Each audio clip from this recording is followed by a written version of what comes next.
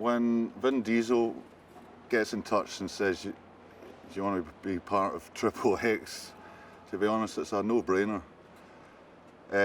My lifestyle back home was, working with boats nearly every day of my life, and when I knew I was going to be the boat driver, never mind the car driver, I didn't have a choice. I had to do it, kind of thing.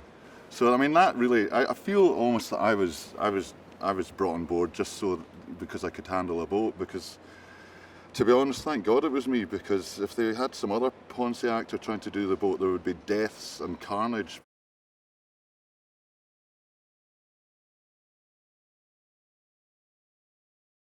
Tennyson Torch, his sort of backstory is that for Xander Cage, he's always been in the background building jumps and ramps and sorting out all his extreme sports kind of stuff. He's an ex-stuntman. He's been hit in the head a bit too much. He's slightly crazy, a bit of a conspiracy theorist. But there's an intelligence with him, but you almost feel there's no acting required kind of thing. He's a big dafty, but he's good in a crisis. He's good under fire. He's good at lifting big, heavy things. Just like me in real life, I've got a couple of uses.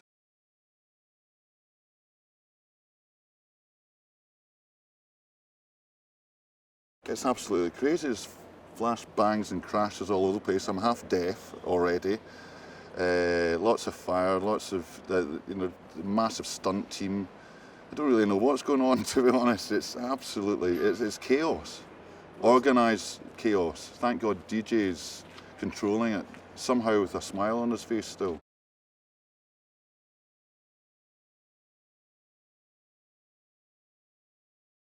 I'm in a sort of fast boat every other day, controlling it in all sorts of weather, and it's just simple things of having to drive your team to the edge and tie up properly. But there's also times where I was having to surf a big wave that was hitting a reef, and at the last minute turn it around 180 degrees, not lose the boat, not lose the crew, and get out of there when you're in about 2 feet of water. It was bloody crazy.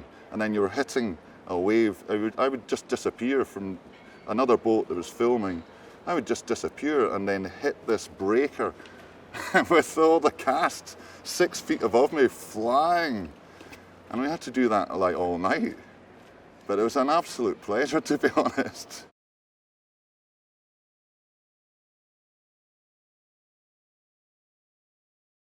Working with Vin is just a joy. I mean, the first day I was working, he came into set. And I remember I was in Toronto and I was sort of looking at him going, God, you know, the last time I was here was about 25 years ago, and I was a bouncer in the nightclub. And he was like, oh yeah, have you done some door work? I'm like, yeah. He's like, I've done some door work as well. And they were like looking, yeah, see, it's funny how you all end up. So we had a bit of a connection there.